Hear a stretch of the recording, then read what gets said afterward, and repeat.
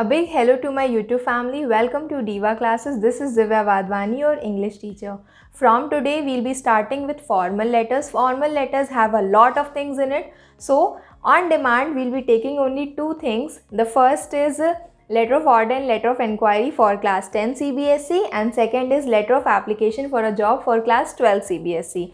This video is an introductory video for the next two videos, and it will also include formatting in it. So it is also very important because formatting has also a lot of things in it. Plus it also helps you to get good marks because format has marks in CBSE.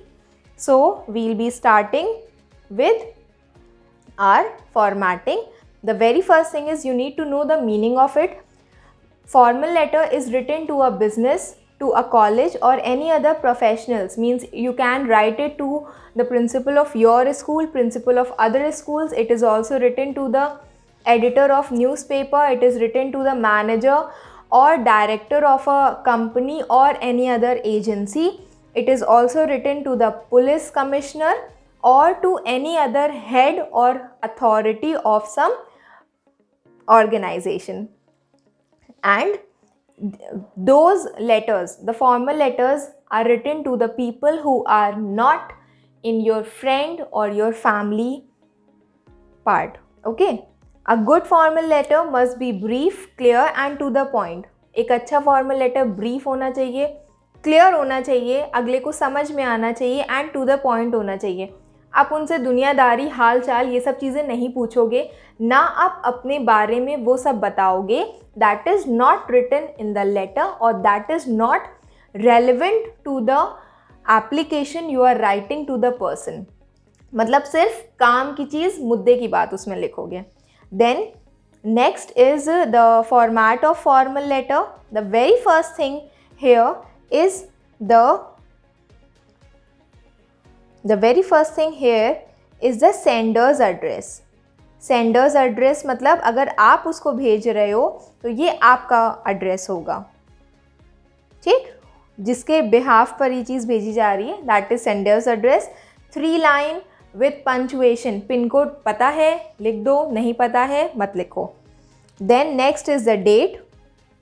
Okay, CBSE has taken a lot of formattings of date. Standardized format होना चाहिए, अगले को समझ में आना चाहिए. ICSE has only this format. So both are relevant. You can take this format also or the standardized format that CBSE has given. Then after this, next is the address of the receiver. Address of the receiver. Address of the receiver means जिनको आप भेज रहे हो, ठीक, जिनको आप ये letter भेज रहे हो. Like here the letter is written to the sales manager of Bajaj limited company, new Delhi. तो it is written to that person, he is the receiver. Then next is what is your subject. किस बारे में आपको बात करनी है वो आप सब्जेक्ट में लिखते हो. Like if you are writing any letter of complain वो लिखो. If you are writing your issue, your views on something, वो उसमें लिखो. तो this is a to the point subject. That is placement of order.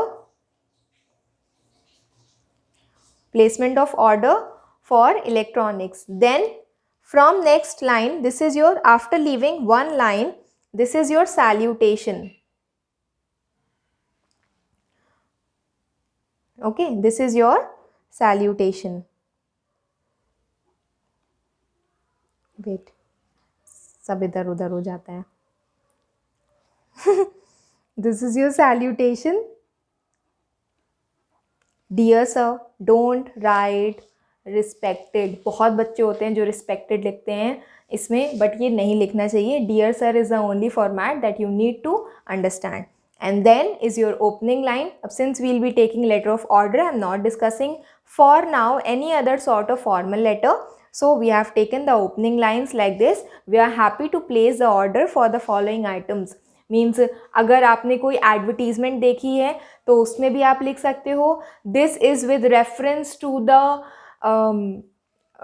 this is with reference to the brochure I have seen, या this is with reference to the advertisement I have seen, उससे related हो सकता है, आप वो mention कर सकते हो, या फिर आप डायरेक्टली अपना ऑर्डर प्लेस करने की बात कर सकते हो उसमें, ठीक। देन उसके बाद नेक्स्ट लाइन आप लिखोगे kindly send the following items. अब ये स्पेस यहाँ पर हमने छोड़ी हुई है जस्ट टू टेल यू कि यहाँ पर आप एक टेबल बनाओगे। पहले लिखोगे यहाँ पर नेम, किस चीज़ों का name, name of the product, ठीक। बहुत सारी चीज़ें वैसे इसमें आ सकती हैं। एंड देन द क्वांटिटी, कि आपको कौन कौन सी चीज़ें चाहिए और कितनी चाहिए। तो this table you will make here, this table you will make here, like suppose you have Bajaj के बहुत सारी चीज़ें होती हैं, तो you will write here fans, fans की कितनी क्वांटिटी चाहिए हमको 04। Then next is you can write any other sort of, you can write geysers, सर्दी बहुत है तो you can take 2 this, okay.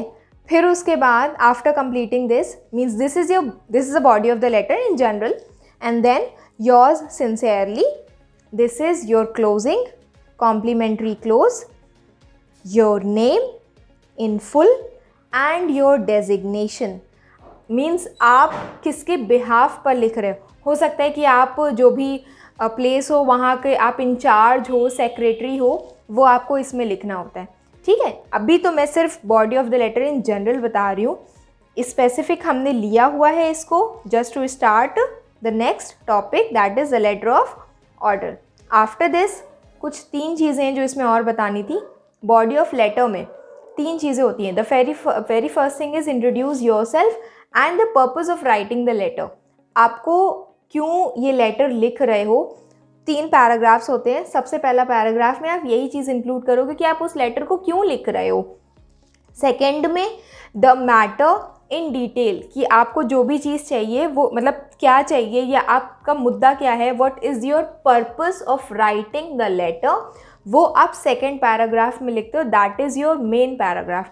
And last is you have to conclude it by mentioning the conclusion और solution, कि आप क्या चाहते हो उनसे, what ultimately you want, and finally the conclusion. It should be very polite and in a very nice tone whenever you write a formal letter. लड़ाई नहीं करनी है आपको कि हाँ तुमने मुझे ये सामान नहीं पहुँचाया मैं ऑर्डर कैंसिल कर दूँगा, ठीक है, तो ये सब नहीं करना है उसमें। तो this is your format. Next we'll be starting with letter of order and letter of inquiry. Apart from it, if you have any problem in any of the topics of English, you can mention in the comment box and we'll surely gonna work on it. Promise.